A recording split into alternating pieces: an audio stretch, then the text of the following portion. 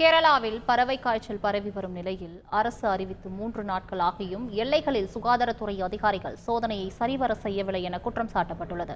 நீலகிரி கூடலூரில் தமிழக கேரள எல்லைப் பகுதியான உள்ள 7 வழித்தடங்களில் அமைக்கப்பட்டுள்ள சோதனை சாவடிகளிலும் கர்நாடக எல்லையான கக்கனா நல்லா சோதனை சாவடியிலும் முறையாக கால்நடைத்துறை அதிகாரிகள் சோதனை மேற்கொள்வதில்லை என குற்றம் சுமத்தப்பட்டுள்ளது.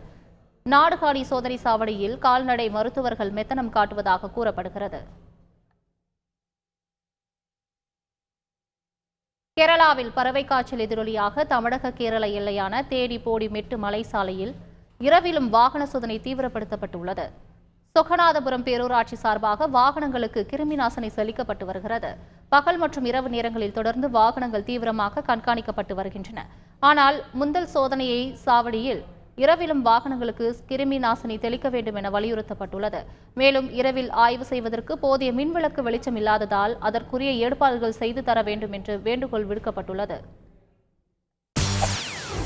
செய்திகளை உடனுக்குடன் தெரிந்து கொள்ள உடனே சப்ஸ்கிரைப் பண்ணுங்க.